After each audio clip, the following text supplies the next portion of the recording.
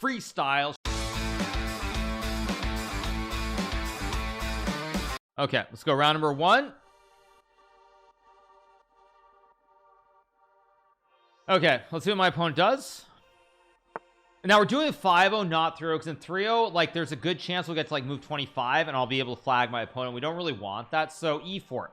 All right, as I've said many times, E5 and C5 are the moves that I recommend. I do not like other moves like D6. I mean, you can play the Hikaru Khan, but I really feel like pushing E5 or C5 at the very start are the best openings generally. Actually, did I just say that, or do I have it wrong? Actually, I think what I said is you push the C pawn, not E pawn. I think I've said C5, C6, because E5 does allow a lot of cheesy tricks. So actually, take back what I just said. I'm a little bit slow this morning. But yeah, I think C5 and C6 are the two best moves. E5 is fine if you know what you're doing. There are a lot of tricks. There's Scotch Gambit, there's the Danish Gambit, there's the fried liver. There are a lot of different tricks. So I'm gonna play A6 here and keep it simple. So let's just take on C6 here. You take with this one so that white captures the juicer. You have queen D4 hitting the knight and the pawn. So white doesn't get the free pawn. That's why you have to take this way. So you have queen D4, because if you take with the B pawn after knight E5, you're down a pawn. So he goes D3. Now he's starting to take on queen D4. He retreats and the pawns guard each other. So now I will guard my pawn. Bishop G4 also completely playable as well. Let's finish our development. I'm going to go knight F6 and castles here. Normally I'd play knight E7, but not normally, but most times as a beginner, you put your knights on F6 and C6 or C3 and F3. Probably 95% of the time, which is why I'm going to do it here. We will castle. Yeah. Get A4. I'm going to go A5 here. The reason is just because I want to go B6 and create a chain. Not necessary, but I do have a square on B4 since they push. I'm going to go H6, stop bishop G5, and create the look for the king. Let's go rook E8. I just don't really want him going here, so it's multi-purpose. Stop the pin, but also create the square for the king. Now he goes B3, so he's got a very solid classic flying V pawn structure. I do have the two Bs, though, so since he didn't go H3, I'm going to now pin the knight on F3. Now he can go G4, and I don't really want to sack, but I actually should, because if I sack the horse, I can start lifting my rook or my queen here to hit everything on this diagonal. Yeah, I'll sack the horse. And this pin is very bad, but again, this rook E6, rook G6, or queen F6, and white's in a lot of trouble. I'm lifting my rook here.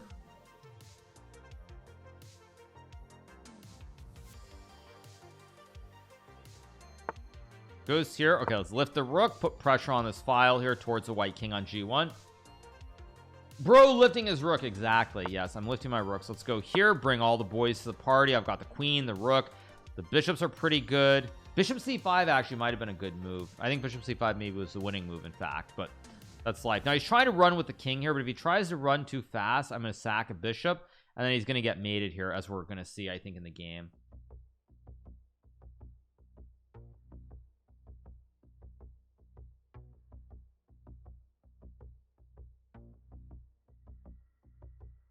So, all right, you guys, it goes knight h4. Now this move would be good if my queen couldn't capture the horse. It would be a great move. What he should have played here was knight to h2 to hit the bishop, because then the queen covers the square, and he's trying to run with the king and do a bomb cloud, and once the king is loose, white is fine. But he plays knight h4. Now I take the horse, and he still can't escape. Bishop covers. I'm threatening mate in one with queen h1. Now all my pieces are very harmonious.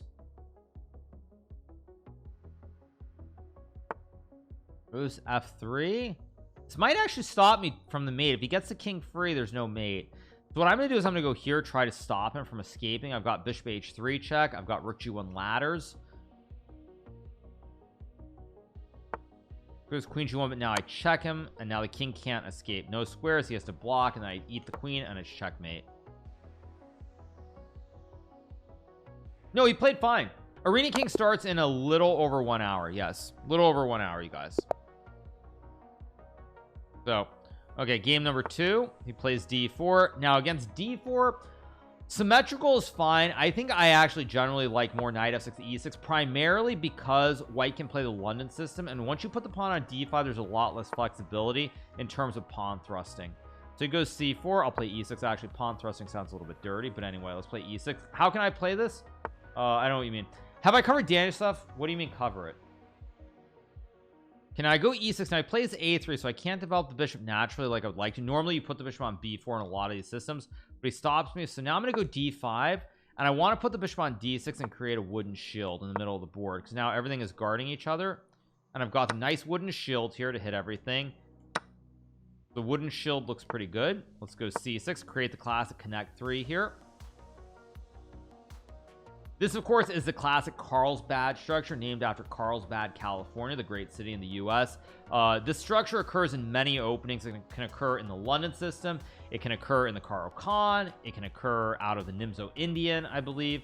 And it can occur out of Queen's Gambit Decline most prominently. Let's castle here. Did I ever watch Stranger Things? I did. Yeah, let's go here in Rook E8 and Knight F8.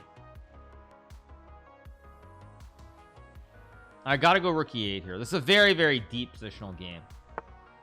Have I ever thought about how scary I look from the opponent's perspective? Fun fact, you guys, if you want a little bit of a hot take, I'll give you a very mild hot take. But you guys probably have noticed that Levy has installed some plugins so he doesn't see the opponent's names. Knowing who your opponent is very much a huge psychological part of the game. I think, for example, if Fabiano, myself, and Nepo were playing in just a Blitz tournament online, over the board, not possible, of course, but online, and we had no idea that we were playing against Magnus Carlsen, I think all of us would do better because we wouldn't know we're playing Magnus. So the psychological aspect is a huge thing, and of course my opponents are scared. And actually, Levy's done better. I think he's beaten some top GMs because he doesn't know he's playing them. He hides their names. So it's very much a thing. Very much a thing. I'm going to go g6 here. And the reason I'm going to play g6 is I don't like these knight squares, but I can also go for the classic fianchetto here. But I actually know I'll go over the fianchetto. Why not? Because we're doing an educational speedrun. Bishop d6 or educational video. h5 doesn't make sense at this level. You want to be very solid. I've got the classic fianchettoed bishop. The reason this is good is if white ever plays e4, the scope opens up for the bishop, and white will lose the game. Okay, now I'm going to go h5, try to tickle this horse because the horse is lacking squares on the king's side. Wouldn't you guess it's Magnus by playstyle? No, not at all. I'm going to go h4. I want to start pushing some pawns here on the king's side. The pawn is not really weak because white can't develop this bishop. The bishop is really hemmed in by these pawns. You'll notice that you've got these 5 pawns here, and they wall in the bishop. Bishop has 0 scope whatsoever here. So this bishop is very bad on c1.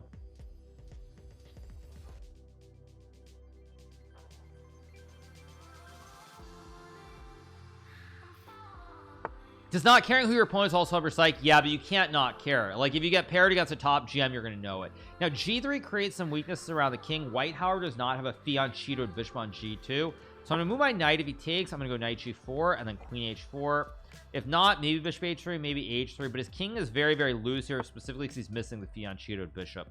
So I'm going to go here. The reason I'm going to play knight h5 is to stop knight f4. I still have bishop h3. I still have h3. Maybe queen f6. All of these knights are coming to the king side as well. I'll take. He takes. He can't take this way because then he would lose the juicer on d4. But now something bad should happen. Maybe not, actually. I think I'm going to go here first. I'm going to attack the central pawn base. There's a big threat on the scope diagonal. I have knight e6 to overpress him. And then I can start playing on the king side. I don't have to rush my idea. It was 92. Okay, now I'm going to tickle the rook. And I think I'm going to go queen d7 and try to checkmate him with the classic lolly checkmate on g2.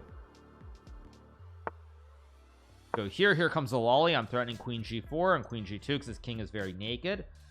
Let's see what he does. He plays f3. Good move, by the way. But now I'm going to take this pawn, and something bad is going to happen here. All my pieces are very well coordinated.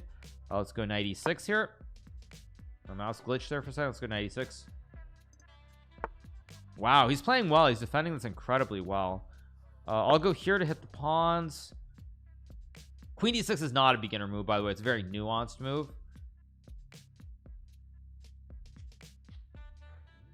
What opening do I suggest for low-rated players? Which color, white or black? Let's take. Guy is not playing like a 700, by the way. Let's go queen b6. This is a new account. He's not playing like a GM, but he's definitely playing like someone who's not 700. Oh, with black, yeah. Let's go rook c8, hit the queen. No, it's not such a, it's just he's not 700. He's much better than that. Let's go queen f6 and hit the pawns.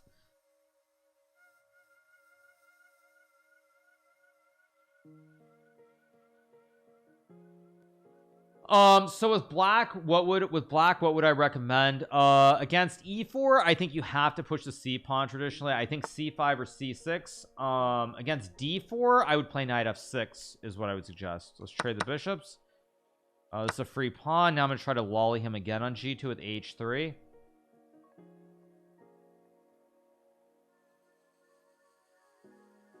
Am I recording a video? We're doing a viewer arena, but I am interacting with you guys. Yes. I don't like d5 on move 1 very specifically because after d4 d5 bishop f4 the London systems, you lose a lot of flexibility.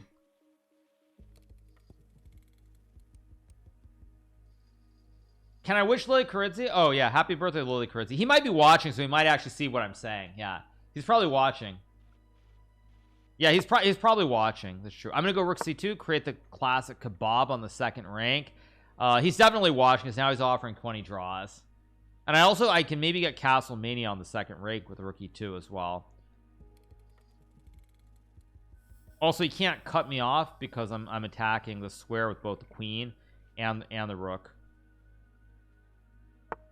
Goes rook f2. Good move, by the way. I'm gonna go rook e2. This is not the best move. I'm gonna play it anyway because I really want to showcase the power of the classic kebab on the second rank. Rook f1. Okay, I'm gonna go h3. Now I'm threatening to lolly him with like a queen g5, queen g2.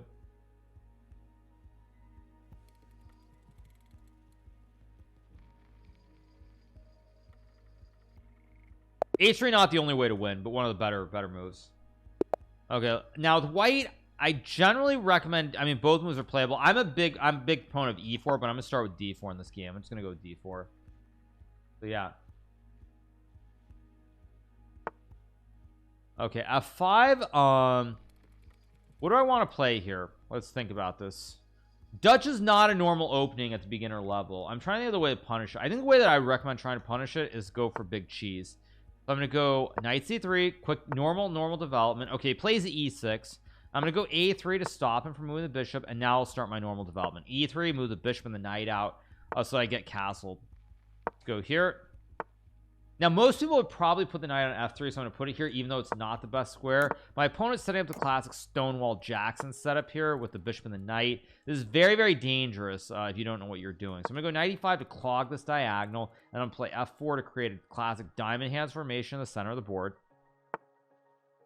Go here, diamond hands forever. Actually, speaking of diamond hands, I haven't looked in a long time. Where's GME at? 2131. I haven't looked at the balance sheet. I think they've got something like, I think they've got more than 5 billion in cash at this point. Have I heard of the freestyle chest? Yeah, I mean, I'm going to tell you guys about the freestyle chest. That was supposed to be me, but let's just say there are issues. There are a lot of things I'm very skeptical about involving the whole Fisher random freestyle, whatever insane name they come up with. So yeah, I'm just that's what I would say about it. It's not news to me.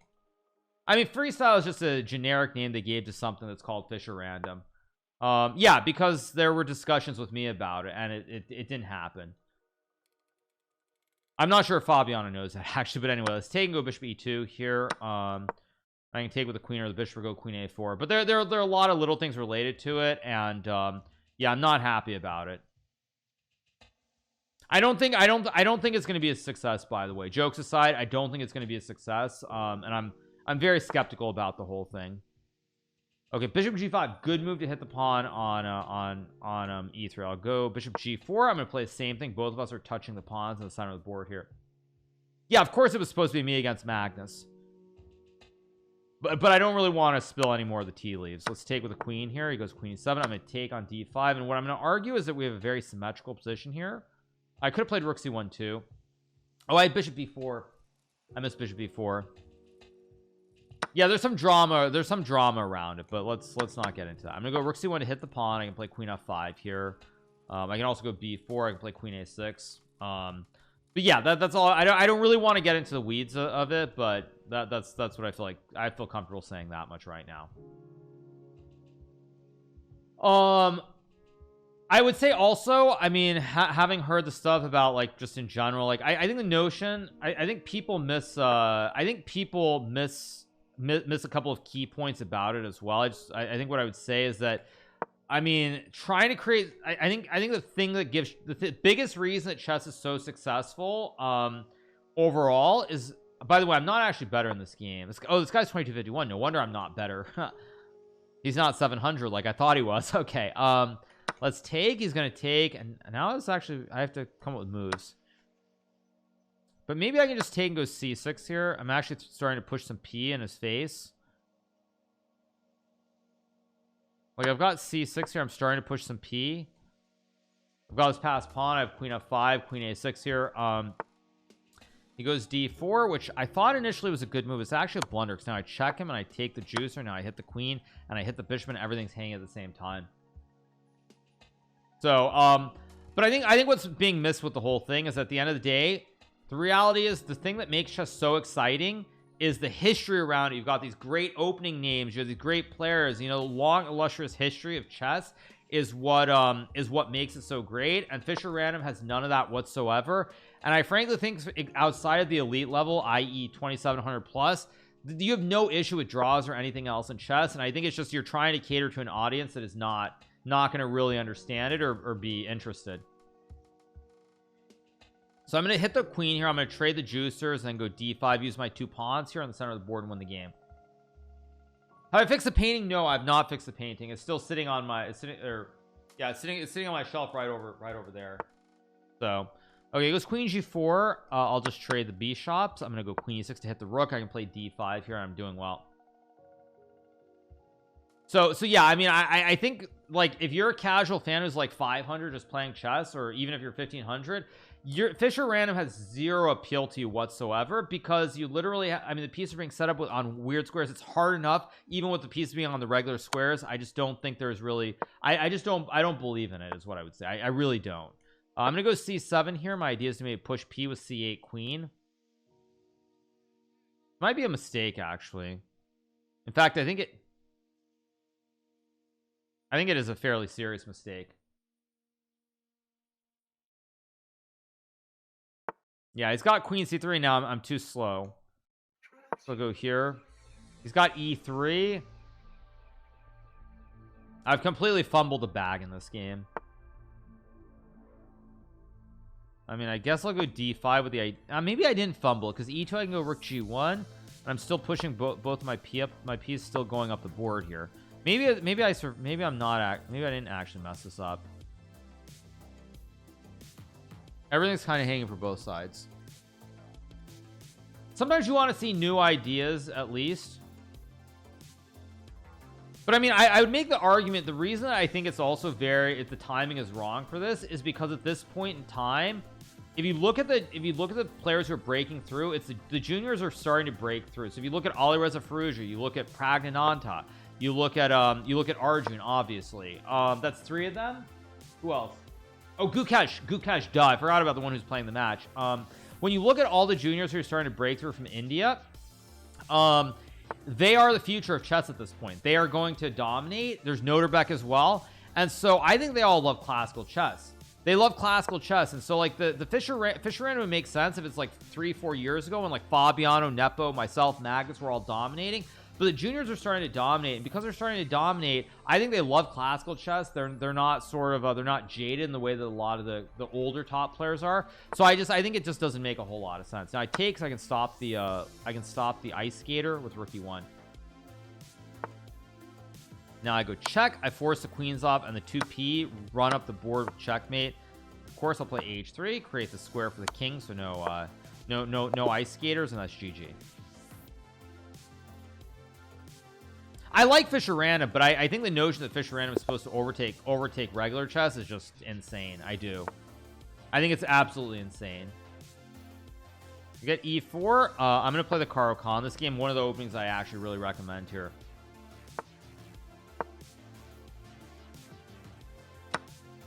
Take. Why do I call it the ice skater, not the back rank checkmate? Because Felix Longjell coined that term. Let's go here, develop the knight.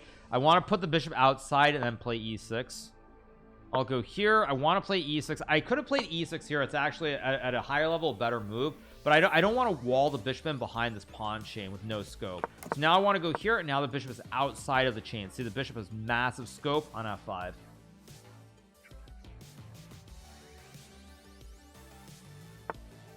Goes rook e1. Let's play knight g7. Maybe 8. I should have played bishop d6. That's actually a better move, but whatever. Did I see Levy hit 2900? That's not really very surprising. Honestly, I'm surprised Levy never hit it before, because I mean he could very easily farm people and get to that rating very easily. Let's just take and go bishop d6. Take with a pawn, move the bishop out to e7 or d6. Let's go bishop d6. Now I've got the two B's here on great diagonals, great scope every which way, so I should be doing quite well. Should be doing quite well.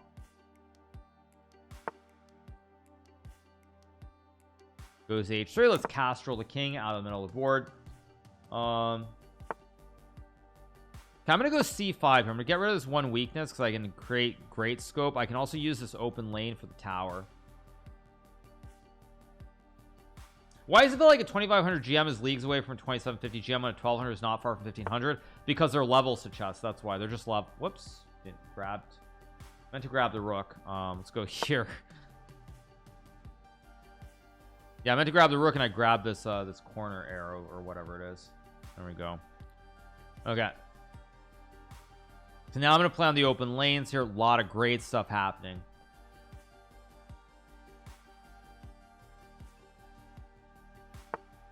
What do you think about Speed Chess Championship being in person? I don't really have a problem with it, but I think if you're going to do it, just do the whole thing in person or the whole thing online. I'm going to go c4, and the reason I'm going to play c4 is because even though I could take here, after takes, there might be some problems on this diagonal. Whereas after c4, now the bishop is just dead. The knight and the pawn are both in the way of the scope, and I'm still pressuring him on this file. I have bishop b4 as well, and it's a very hard position to play.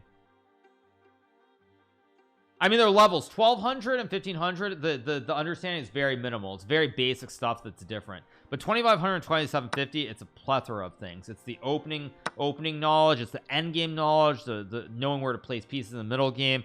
There are a lot of these things. Now there's big pressure here. Would I prefer SEC to be in person or online? I don't really care what it is, but do the whole thing either in person or online. Don't try and do it like, you know, 3 matches online and then have it in person at the end.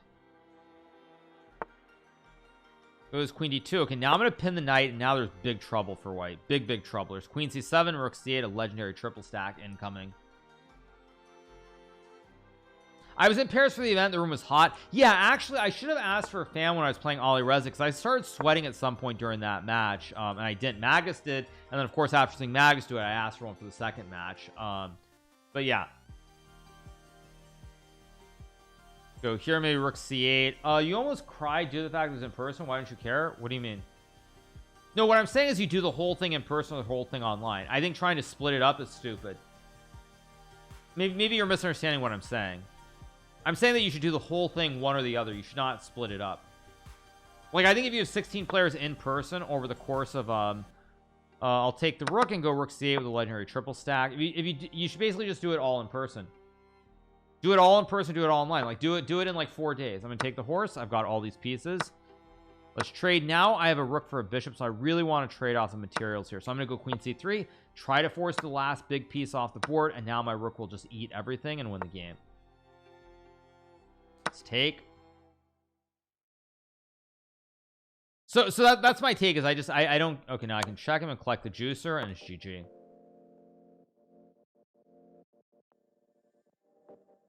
Yeah, I mean, well, the reason that I said that is because the end of my career is coming up. The end of my career is in the not so distant future. That's why.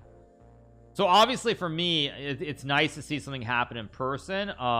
Because like, of course everything online is great, don't get me wrong, but when you actually see the support, it's different. Sag, yes, let's keep going. Okay, next game. Let's play d4 this time. Something a little bit different. We're gonna go d4. Okay, now I'll play e4, build a big white center, bring the knight and the bishop out. Actually, I'll go here, because if I go here, he's gonna hit me with d5. Now I go e5. I build the classic connect 5. This guy's playing well. Classic connect 5. Go here so I can take with the horse, which will reinforce the central points. Yeah, now the horse reinforces everything here. Let's just castrol. I'm gonna go rook e1 here. Not a necessary move, but it basically tries to prevent f6, then you open up the lane here. So let's go h4 h5 and just attack him on the dark squares. Again, this isn't really a beginner level concept, but whatever. I'll go h5 anyway. If he takes, I have knight g5 and I steamroll him on the king side. I'll go g4, kick the knight back.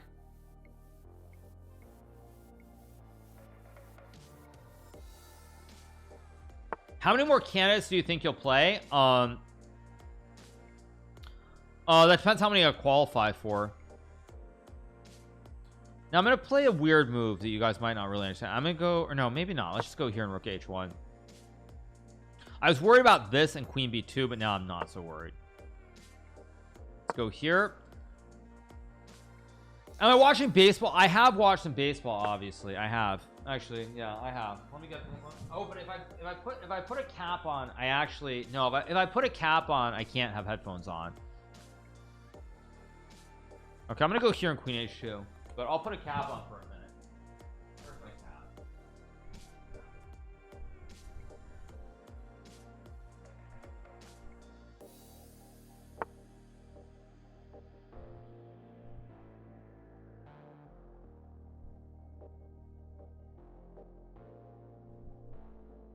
Okay, we get f6 here. So let's see. I'm gonna f6 is a great move. I'm gonna take and go queen h2 and queen h7 here, and I should be doing pretty well. You wear headphones with a hat all the time. Exactly, I agree. Okay, so I'm gonna play queen h2 here, and maybe queen h7, and go from there. I don't think my maybe no. I think these are at max length, aren't they? No, maybe not. Are they at max length? They are. Actually, I can still do it. Yeah, let's go queen h2 and hit the pawn on h7. Actually, I can do it. Yeah, it's still fine. Yeah, take the pawn at h7 should be winning, and go from there. What's your advice for people stuck in low elo? I don't understand the question, but let's keep going.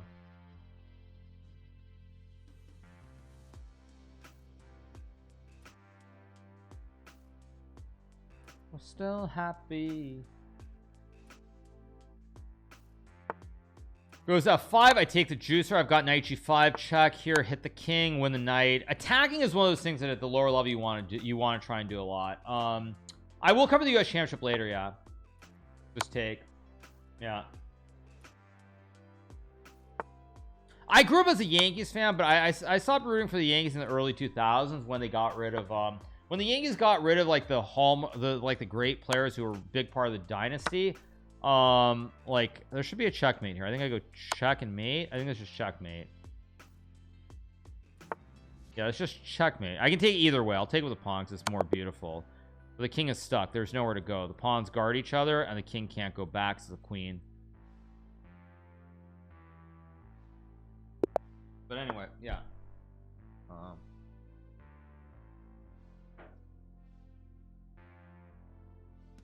Okay, it goes e4. I'll play the Caro-Kann again. I think it's one of the best things. No, I stopped rooting for the Yankees around like 2001, 2002-ish when they got rid of when Paul O'Neill retired and they got rid of Tino Martinez. They got rid of Tino Martinez in favor of was it Jason Giambi? This is the fantasy variation, which is very dangerous, by the way. I'll play e6. I think it's one of the more solid approaches. I'm gonna go knight f6. Play bishop e7. And play h6 to kick the bishop here. I'll play h6, kick the bishop away. Okay, how do I develop now? These pieces are a little bit cramped. I'm gonna go here to play for c5 sooner or later. Maybe I can go. Oh, can I take? I think this works. I hit the bishop and I hit the juicer. I think this is working. It might not work, but I'm gonna try it. Take the queen. I take the bishop. Now I've won this extra pawn off e4 and my knight is escaping. But yeah, I would say that when they got rid of Tino Martinez and Paul O'Neill, I think retired. I don't think they got rid of him. But yeah, basically when they got rid of Tino for Jason Giambi, and then they brought in, I think it was Chuck Knobloch as well. Like, no, Chuck Knobloch was maybe a little bit earlier. But yeah, they started bringing these overpaid guys instead of having the homegrown talents, and that's like when I really kind of lost interest. I'm gonna play b6 bishop a6 as well to hit the knight.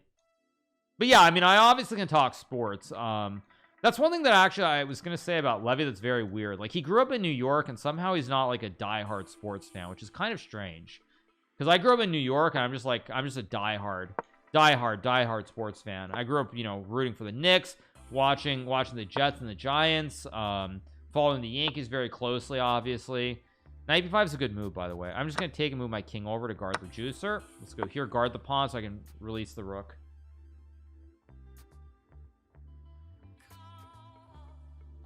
Giants suck though. Giants were great. Can I talk football? You mean American football, right? Yeah, if you want me to talk American football, of course I can.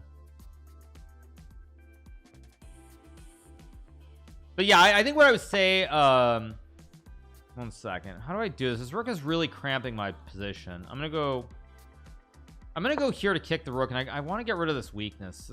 This is very annoying. I want to get rid of this pawn. Do I think Levy could hit 3,000? I mean, if he farms the right people, yes. In reality, though, no, I don't think he can get there. 3,000 is seriously high rated. Let's go knight c7 here. Now I'm up a pawn in this position. Just take maybe and go from there.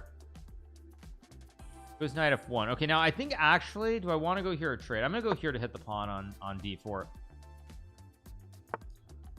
Knight e3. That's a free pawn. I'll just take.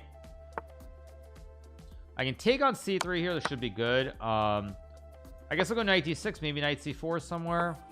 Get rid of one more piece, because if you do the count, I've got 1, 2, 3, 4, 5, 6. 1, 2, 3, 4. Let's just take 2 extra pawns here in the center of the board. Should be very good. Let's trade the rooks. Extra pawns on the board.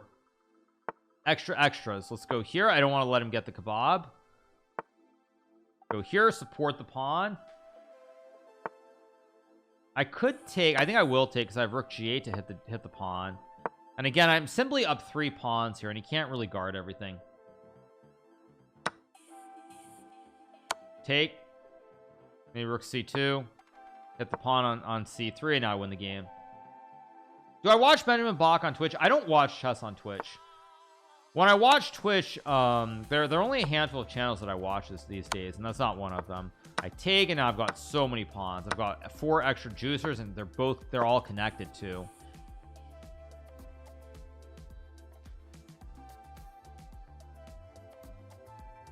So play rook f2. Yeah, I don't. I mean, I watch Ninja. I do watch from time to time. What do I watch lately? I'm trying to think. I don't watch that much anymore. Now, if I were to go b3, actually, I'm gonna go b3 anyway. I'm threatening mate in 1, and now I go here. I'm gonna sack the pawn, because when I sack, I have rook to c2. Like if he were to take, I sack and I just push the 2p. And instead, he goes rook b8. Now it's checkmate. Just to show you guys what I mean. If he were to take, I go check, takes, and sure, I've given up 2 pawns, but now there are only 2 pawns up the board, and I win this quite easily. Sneeko, I don't even know who that is. Sorry. Let's play d4.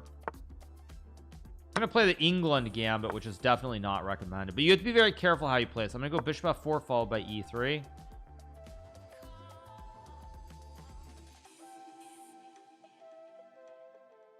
So I mean, sorry, am I supposed to know who that is? Let me see. Okay, he's online personality.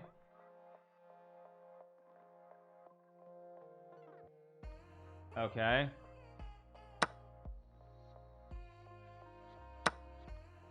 Go knight c3. Play e3 and bishop d3 here. It's gonna develop my bishop and keep going. Develop castle the king. Here I'm up a pawn, so I don't really need to play h3 and bishop h2, unlike in the London system. Castle. Okay, I think I'm gonna go knight d5. I have an extra pawn in the center of the board here, so I want to start trading off the materials if I can. Is there any news on the cheating scandal? I have not heard any. Oops, there goes the bishop, and now I win the game. I've not heard anything more. I mean, I said my piece on the whole thing yesterday. I mean, it's really disappointing. I mean, that's the only thing that I can say. It's very, very disappointing. I saw there was a comment on my video. Someone was saying that El Divis, the Spanish commentator and streamer, that he basically, it sounded like he said a lot more about it, and it's basically like there's no doubt that he cheated. But I think, you know, I'm sure FIDE will probably release something whenever there's a decision made with probably all the evidence and everything else. But it doesn't look good. It doesn't look good. It doesn't look good at all. Play rook d1 and hit the pawn. I mean, really, what's shocking to me about the whole thing is that you have someone who's right on the cusp of 2700, someone who's a very, very good player, someone who has a bright future ahead of them potentially, and now, I mean, they're done. He's done. Assuming that the evidence is there and he actually did cheat, he's done. Like, he's just flat out done. Let's go rook c6. Like, he'll never get an invite again to a tournament.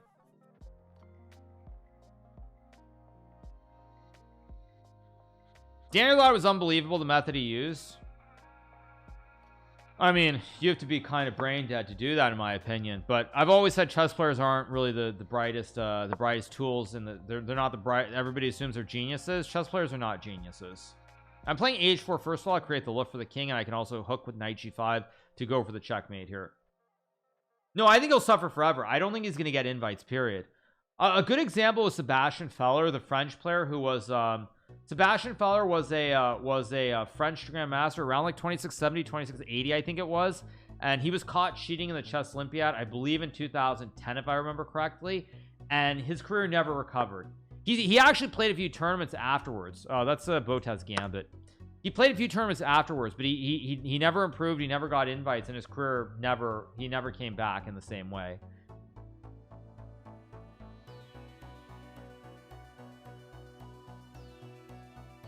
So yeah, that's just the general gist of it. Let's go rook c8, try to go for the ice skater on the back rank here.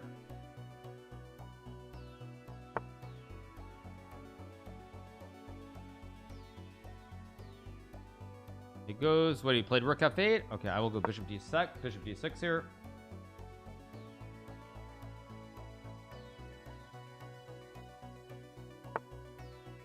Okay, h6, classic checkmate. Let's keep rolling. I don't know. I mean, I would say though, I think in general it's the end. It's the end of the road for him. Assuming, you know, we'll see what FIDE and Feta say if there's any evidence. Let's play a London system here in honor of all the London enjoyers out there.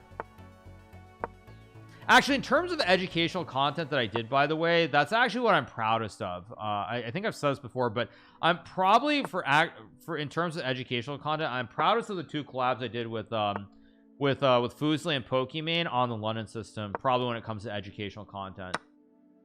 I'm gonna take with the E pawn here. We get again another Carlsbad structure. We had this earlier in the arena as well. Very common structure. Let's castle here. Feta is the name of the chess group or whatever within the ethics commission or something. It's FEDA. I don't know what it is. You guys can tell me what it is. But in the article it said FEDA. Go 92 and 95 here.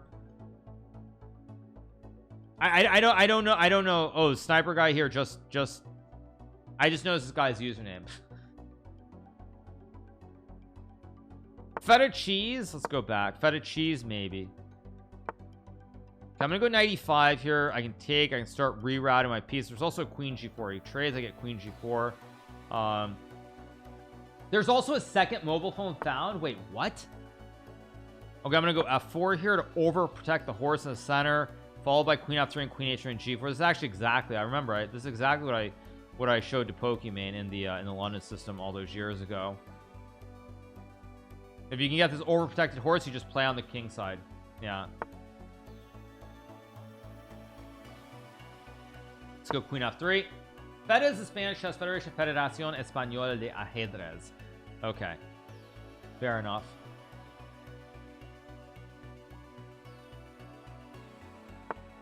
'97. So this guy is showing some good understanding, trying to bring the knight to f5. I'm just gonna retreat, open up this lane here. So if he goes knight f5, I take, and then I fork him with knight c6 and fossilize him too. I'm gonna go rook c1. The reason I'm gonna do this, in case he gets some idea of castling, I'm gonna blast him on the c file now, because all the pieces now are on the right squares. I'll go b3. I don't want to hang a juicer. Also, if he takes now, I take, and he loses the game because of the fossil. Let's go. I'm gonna go here, and the reason I'm gonna go here is if he takes, I have another fossil with knight c4 to hit the bishop.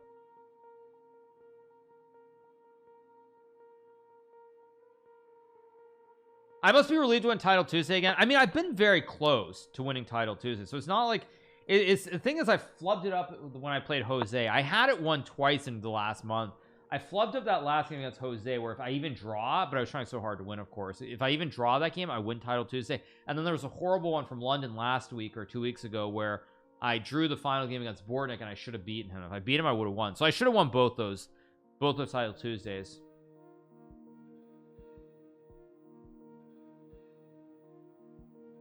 I'm trying to blast him on the E file.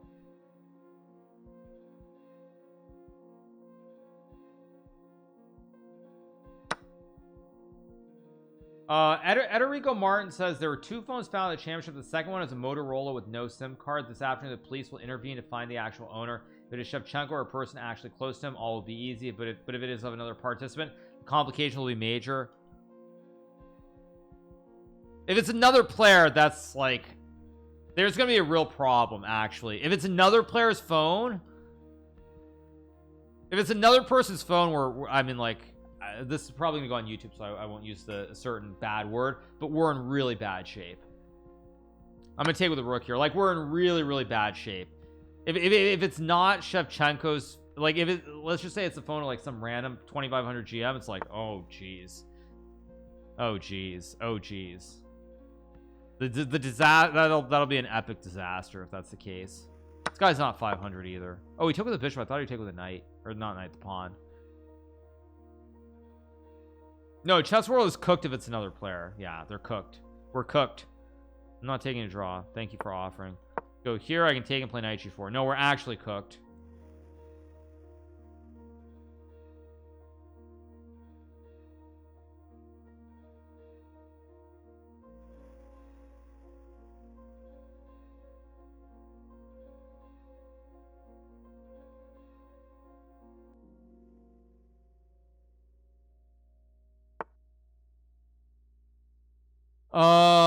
I will play rookie 1 here, line up the double stack. This guy's not 500 by the way at all, not even close.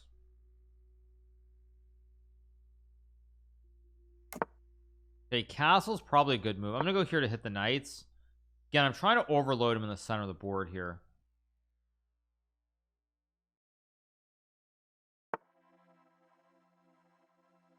Okay, let's go knight f5, try to over pressure him. I mean everything is kind of collapsing here.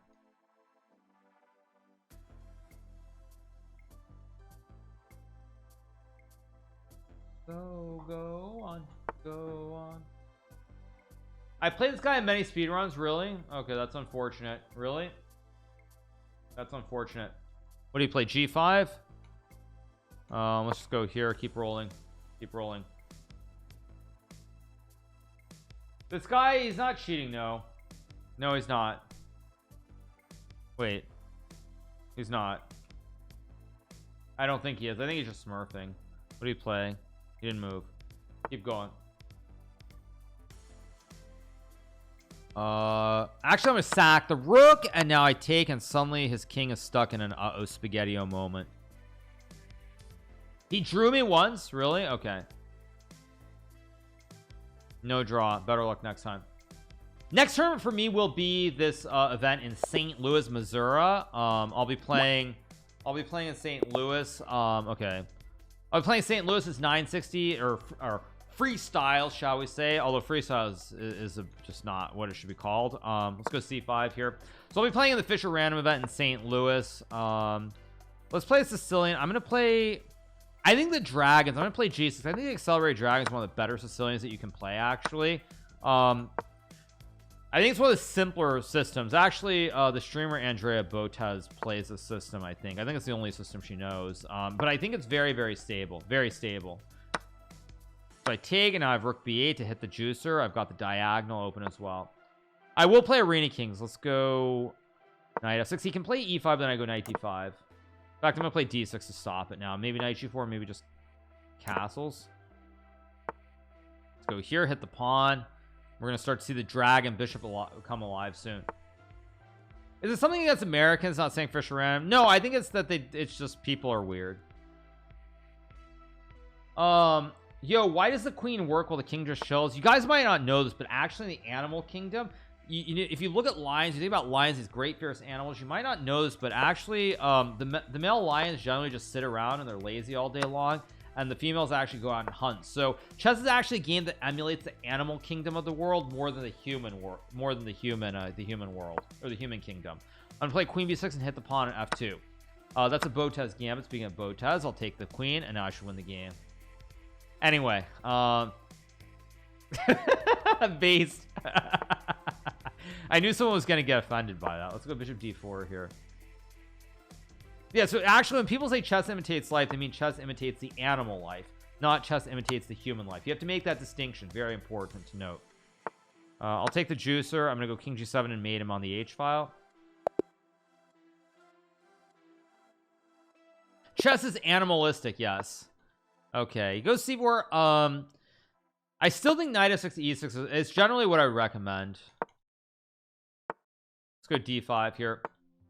Why do I think Carissa Yip is unstoppable in the US Championship? She's a very special combination. She's a very strong player, but she also moves very, very fast. And I think that combination is actually very rare. Like, again, we're not trying to be base or weird here, but what I would say is a lot of the top female players, they tend to be slow. You see a lot of crazy time scrambles, and Carissa is somebody who generally moves very, very fast all the time, and I think it definitely throws off her opponents who are not really used to that speed. I'm gonna go b6 bishop b7 and fianchetto my bishop here. The combination of being a very strong player but moving very fast is very tough to deal with if you're not used to it. Very, very tough. Knight e7 and a6. Hassabis claims his Nobel Prize winner course of chess. What? Yeah, I know Demis played chess. What's your point? I mean, I saw Demis just like what, not even a week ago. Take.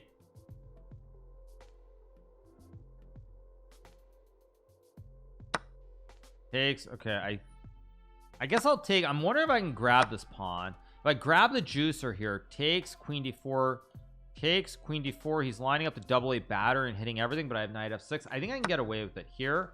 Knight f6 guards and cuts off the double A battery threat. But I don't actually fault him for finding this. I actually think it's a good concept at a lower level. This would work. Also, queen d4. Maybe I can go queen f6 and take the bishop on b2.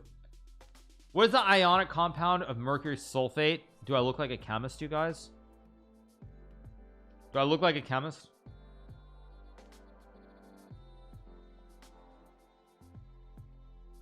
Is castling the king sneaky way to hide behind walls? Absolutely. I'm up a pawn here, so when you're up in material, you're generally looking to trade off material if you can. You do kind of look like a chemist. Well, I mean, my grandfather, my mom's dad was a civilian chemist for the United States government, so maybe it's in my blood, but I didn't study chemistry. Let's go bishop b7 back. I don't trade because then my opponent gets the two B's on the two diagonals. Queen c2, good move. I'm gonna go here to guard the soft points. There are no weird fossil ideas with like a knight g5. Just guard this juicer. I could play h6. I'm not going to. I think now what I want to do is go like queen e7, bring the other rook to the center of the board. But now I take, there's no mate because the knight guards the pawn. Knight's guarding, and now there's one less piece on the board. This knight is amazing here. It just stops all threats. Why are you scared to talk about politics after majoring in political science? Who said I'm scared to talk about politics? I don't talk about politics. That's not the purpose of my stream. Like, I'm not because everybody's so polarized in their view that there's no point talking about. Like, I don't like, the thing is, if I want someone to have a good day, why would I talk about politics? Politics is only going to lead, either people are like, yeah, you're great, you're amazing, or be like, you're completely wrong. There's no upside. If that was my focus, it's fine, but it's not my focus of streaming. If you want to watch that crap, just go turn on Fox or CNBC. No, sorry, not CNBC. MSNBC. I'm gonna play f6 and hit the knight here. Could have traded the rooks. I actually made a blunder here, by the way.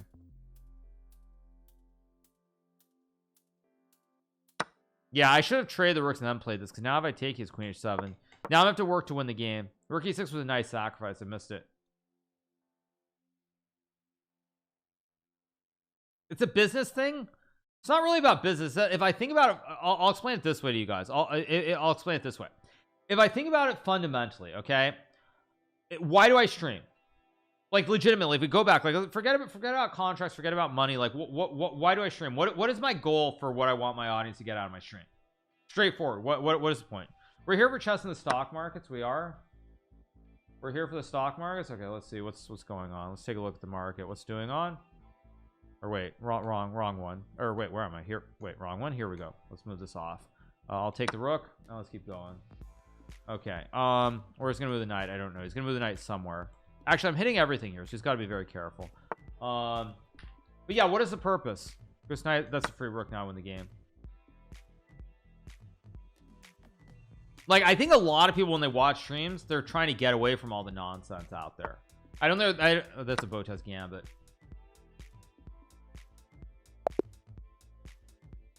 So let's keep going. Next game.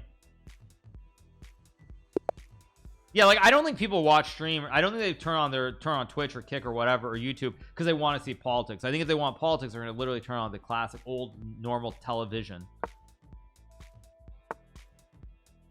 Okay, let's play knight f3. Knight c3 is what I played when I was younger, but I think playing just open Sicilians, very open positions, open diagonals. Let's play bishop c4 is what you want to do. What about Hassan? Well, that's his focus. His focus is politics. If you turn on his stream, you're going there expecting to get a full dose of politics. Like if you go to Hassan's stream, you know that's what you're getting. So it means you actually want that. That's the point.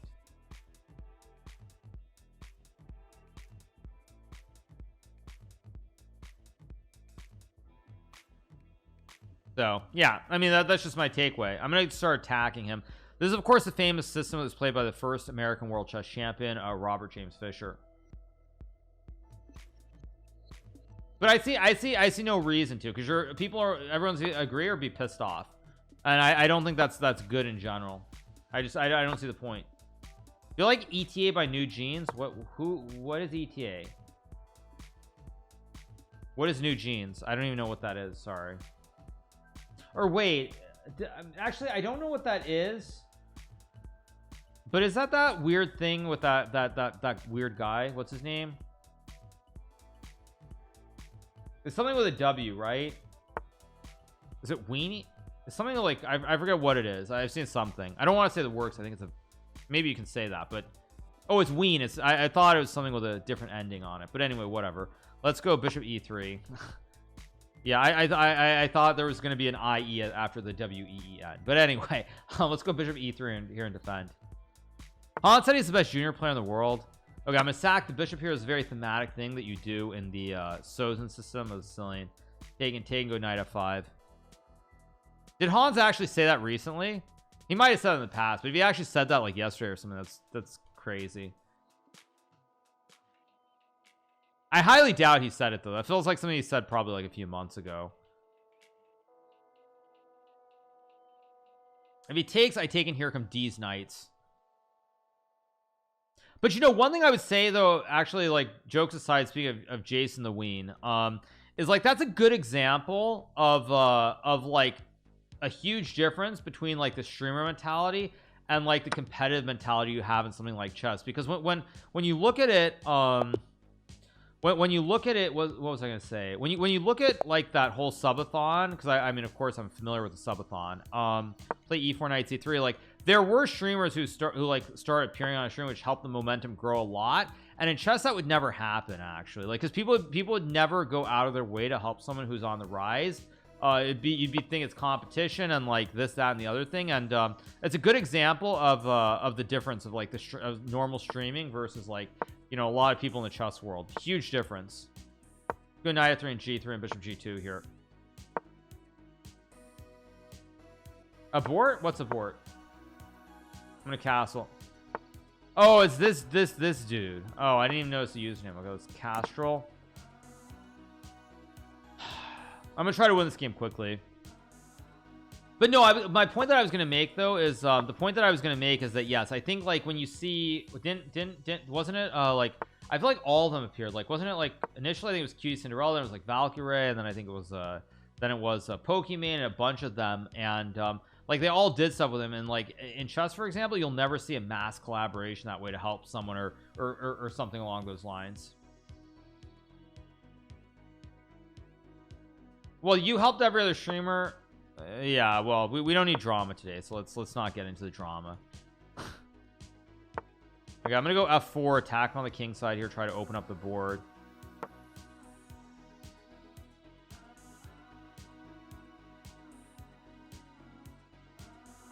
He's obsessed. Okay, I'm gonna sack a horse here and open up the scope. This is not normally what I do, but I'm trying to open up the scope, start attacking this guy every which way. Levy just takes credit for the whole chess movement. I mean, I don't care, you guys. I don't care.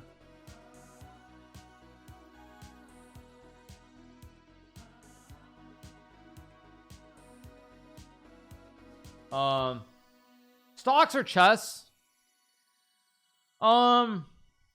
It depends how you do, obviously, but I think, I mean, they're both very tough games, and they're both games that I think they look easier than they are. You play knight c4. I sacked a piece here, so I got to go after the king very quickly. I'm gonna go knight c4, try to blast him on the king side here if I can. Go here, hit the bishop. I can take as well and go from there. Play queen h4 and hit everything.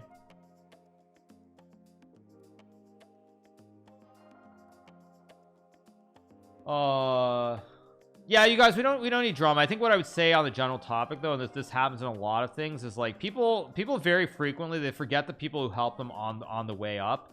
As soon as they kind of make it, they forget all the people who helped them along the way.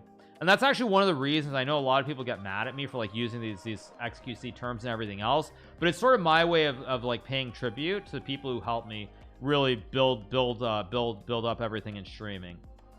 So like, I mean, that's what I would say is like one of the reasons I do this stuff, like using the XQC terms, still a large part of it is just to pay homage and sort of my way of paying paying my respect to the people who really helped me. So that is a thing. Like, it's very, in many different fields, it's very common that as soon as you make it, you just basically forget all the people who helped you along the way. I am going to take the pawn at e5 and play bishop h6. I've got this open diagonal here, and go from there. No, I mean, I'm very thankful. Like, I mean, I'm like, even people who I've surpassed, there are people like, you know, Voidboy, who doesn't even stream anymore. You know, I'm very thankful even to people like him for the help. For the help. Let's go check and take.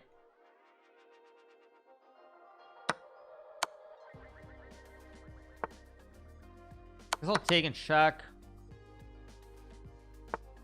Go here, hit the pawn. Bro is stream sniping you. Yes, thank you. I appreciate it. Thank you for letting me know. Go knight c4. I can hit the knight and hit the pawn. Because I know a lot of people are like, you're using all these terms that don't matter, this, that, or the other thing, but it's my way of paying tribute to XQC.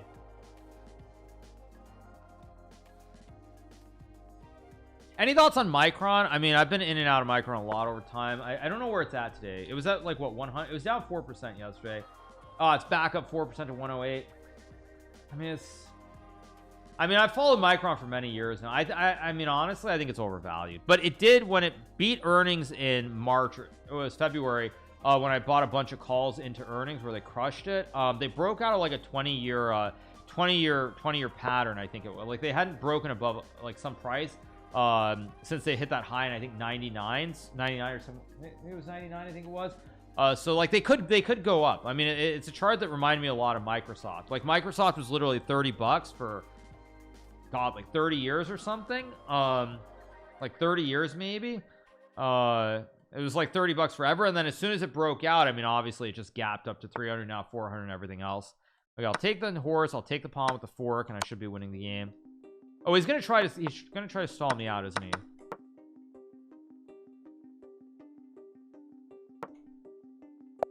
Oh, he resigns. Okay.